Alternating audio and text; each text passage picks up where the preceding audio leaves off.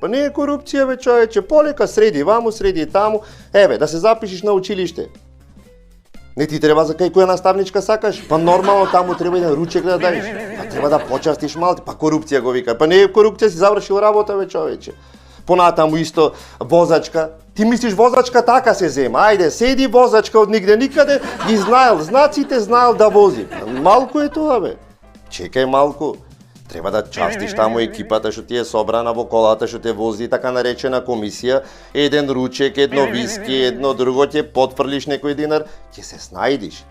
Види, корупција го викале. Што корупција бе да му даеш на доктор, 200 евра да те фати прекурет. Чекале 100 луѓе, ти тајно ќе го направиш, нема пред сите. Ти прави услуга човекот. Има 20 души пред тебе прекурет, ќе те опериса. И тоа за колку? За 200 евра. Ништо пари. Ајде се вака, драги мои. Дај да ја свртиме сега теоријата. Ајде нека дојде овде, на пример, во Македонија да живее швајцарец и да се снајди. Па нема да се снајди.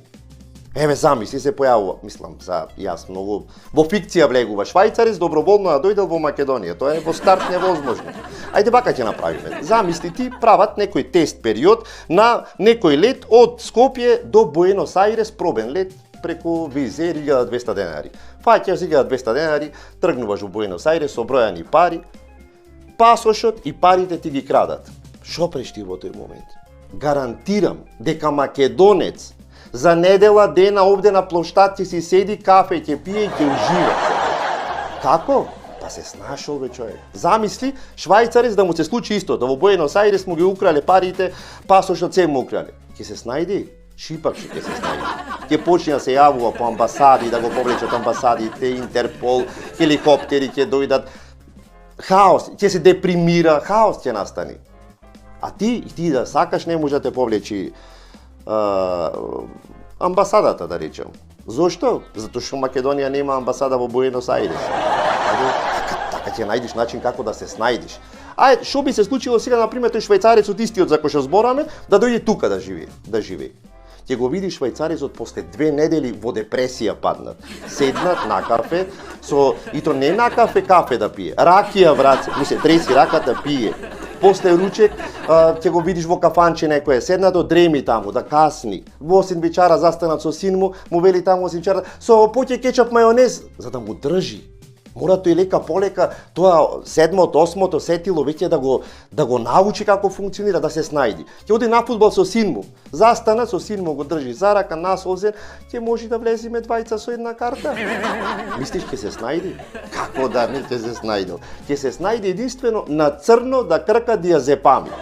Прво не ќе може да се снајди на работа. Па видете, ние во Швајцарија работиме по 7 часа, имаме 4 часа одмор за ручек, плюс топол оброк и чаша вино и десерт од фирмата. Мекуши едни, бе. Мекуј, овде ќе работиш 10 сати, ќе имаш 7 минути да јадиш четврт бурек, ама чекај, немам време јогуртот кога да го допијам. Ќе го допиеш дома јогуртот. Ама чекајте, не може така. Кој рече дека не може така? Чао, ќе најдиме друг. Ама ќе тужам. Како ќе тужиш, бе, брат? Кај прв брачет ми е судија, како ќе тужиш? Ти само тужи. Ќе треба може да ги вратиш парите за кои што си работел. Сега, замислете овој швајцарецот. Тоа сакам да ви кажам, драги мои пријатели, дека тоа сетило, тоа нас ни е вродено, како да се снајдиш, корупција го викале. Што корупција, бе, потфрли ваму таму. Замисли го овој што е швајцарецот, во транспорт да влезе. Во Скопје дошло, треба да стигне до Битола, пример, во возот, него. Тоа само во возот кој се кажи, веќе влегува во драма. Ако се начека тој период, кога вози. Влегува швајцарецот и директно кај овој што е кондуктерот. Така да го наричам кондуктор, као се вика. Здраво, извинете, возот за Битола ми е страв да не го промашам? Ми е страв да не го промашам. Не може да го промашиш, човек. Еден е возот. Може да нема воз, а да го промашиш, не можеш.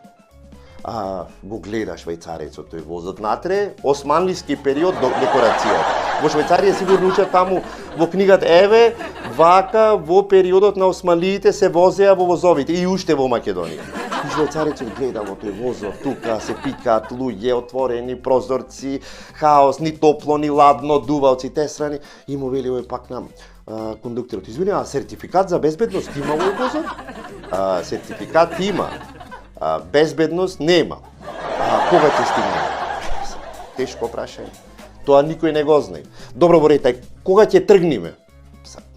Пак тешко прашање. Може нема ни да тргнеме, како ти кажам.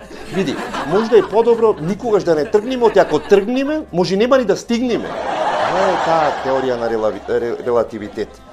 Ајнштајн рекол дека времето е релативна работа. И со тоа докажуваме дека Ајнштајн имал и некои македонски корени. Видете, возот возел 30 км на час. Сега го покачиле на 50 км. Со точакот побрзо возиш, бе човек. Тоа е 30 км на час е намерно направено. Ти тргнуваш за Скопје, студентот си ги заборел теглите, му викаш на твоите брзо, носете ги теглите, сега само ќе тргнува возот. Татко ти почнува да трча, на километар ќе го стигне возот. Во здраво тело, здрав дух, ем слаби, ем битки, ем стигнува таму. Башка може да му фрлиш таму 50 денари на тој машиновозачот, не вози ти 50, вози 20. Па го викале са корупција. Некој вика, си завршил работа. А швајцарецот само да влези во возот ќе свати кај. Со кокошки на пазар влегуваат, кози продаваат, со точаци, па еден продава паломи, паломи сон чоглет, паломи сон чоглет, паломи сон чоглет, па се расипил на пола пат возот, се запалила пругата, излегува машиноводачот, почнува да ја гаси пругата, швајцарецот одговорен е, нашите сите гледаме од озгора, швајцарецот излегува оттаму, почнува со камење да мава погнот, швајцарецот, овај машиноводачот вика, немојте молам со камење ќе откопаш пругата, ќе не можеме да се вратиме. Да. После, од кој ќе се изгаси тој пожарот, 1 сат пауза да одмори возачот. Па нема пруга, па се реди нова пруга. Па од Скопје до Битола 8 сати се патувало. National Geographic. Швајцарецот нерви кискани, анксиозност, депресија, мобинг, булинг, шамарење, вреѓање, се воедно ќе доживи.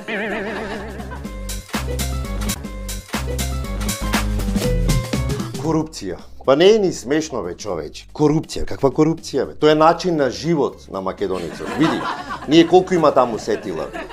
5-6, ние имаме едно сетило што се вика снајди се. Со тоа снајди се, понатаму во животот се си бркаме. Ти пред да се родиш, замисли, уште си во стомакот на мајка ти, да излегуваш, надвор татко ти чека со 100 евра, да ја потплати сестрата дека успеала да ти го одврти, почната врвца да ти одврти што ти била околу вратот.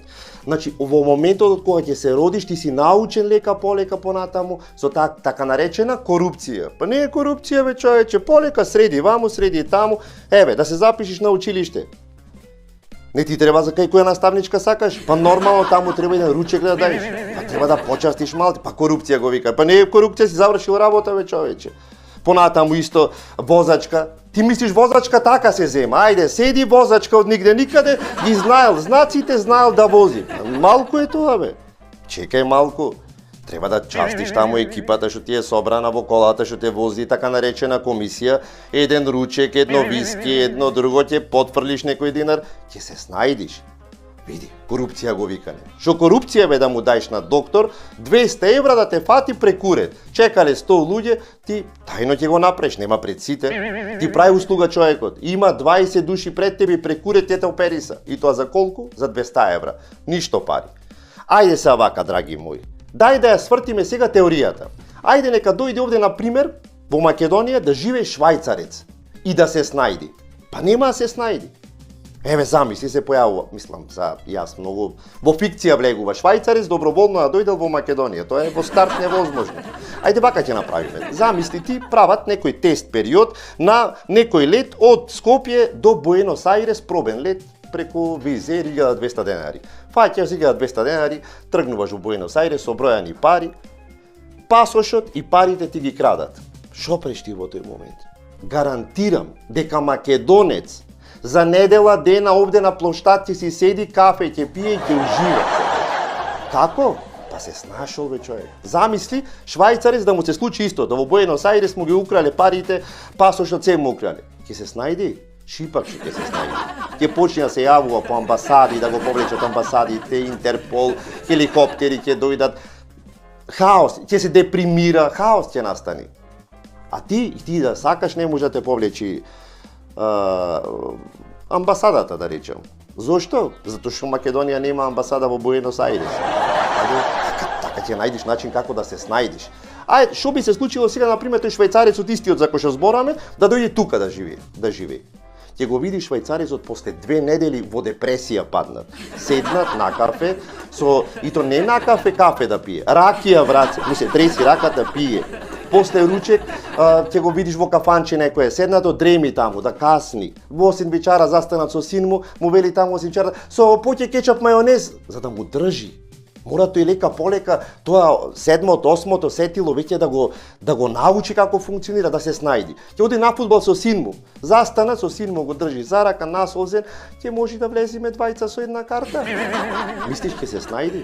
Како да не ќе се снајдел? Ќе се снајди единствено на црно да крка диазепами.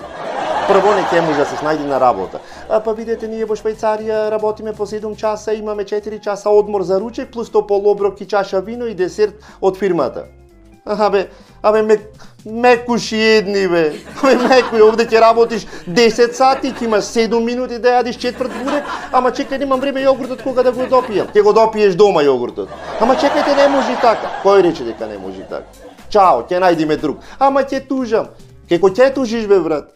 Кај прв брачет ми е судија, како ќе тужиш? Ти само тужи. Ќе треба може да ги вратиш парите за кои што си работел. Сега, замислете овој швајцарецот. Тоа сакам да ви кажам, драги мои пријатели, дека тоа сетило, тоа нас ни е вродено, како да се снајдиш, корупција го викале. Што корупција, бе, потфрли ваму таму. Замисли го овој швајцарецот во транспорт да влезе. Во Скопје дошло, треба да стигне до Битола, пример, во возот, него. Тоа само во возот кој се кажи веќе влегува во драма. Ако се начека тој период кога вози. Влегува швајцарецот и директно кај овој што е кондуктерот. Така да го наречам кондуктер, као се вика.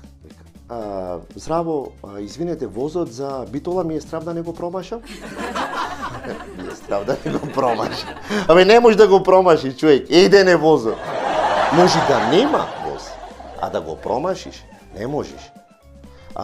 Го гледа швајцарецот тој возот натре, османлиски период до декорацијата. Во Швајцарија сигурно учат таму во книгата, еве, вака во периодот на османлиите се возеа во возовите и уште во Македонија. И швајцарецот гледа во тој возот, тука се пикаат луѓе, отворени прозорци, хаос, ни топло, ни ладно, дува од сите страни, и му вели овој пак на кондуктерот, извини, сертификат за безбедност има во возот? Сертификат има. Безбедност нема. Кога ќе стигне? Тешко прашање. Тоа никој не го знае. Добро, во ред, кога ќе тргнеме? Пак тешко прашање. Може нема ни да тргнеме, како ти кажам. Види, може да е подобро никогаш да не тргнеме, оти ако тргнеме, може нема ни да стигнеме. Таа теорија на релативитет. Ајнштајн рекол дека времето е релативна работа. И со тоа докажуваме дека Ајнштајн имал и некои македонски корени. Видете, возот возел 30 км на час. Сега го покачиле на 50 км. Со точакот побрзо возиш, бе, човек. Тоа е 30 км на час е намерно направено. Ти тргнува за Скопје, студентот си ги заборел теглите, му викаш на твоите брзо, носете ги теглите, сега само што тргнува возот. Татко ти почнува да трча, на километар ќе го стигне возот. Во здраво тело, здрав дух, ем слаби, ем битки, ем стигнува таму. Башка може да му фрлиш таму 50 денари на тој машиновозачот, не вози ти 50, вози 20. Па го викале са корупција. Некој да си завршил работа. А швајцарецот само да влези во возот ќе свати кај. Со кокошки на пазар влегуваат, кози продаваат, со точаци, па еден продава паломи сон чоклет, па се расипал на пола пат возот, се запалила пругата, излегува машиноводачот, почнува да ја гаси пругата, швајцарецот одговорен е, нашите сите гледаме од озгора, швајцарецот излегува оттаму, почнува со камење да мава погнот, швајцарецот овој машиноводачот вика, немојте молам со камење, ќе откопаш пругата, ќе не можеме да се вратиме. Да.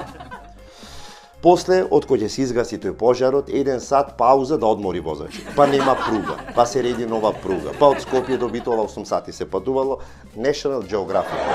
Швајцарецот нерви кискани, анксиозност, депресија, мобинг, булинг, шамарење, вреѓање, се воедно ќе доживе.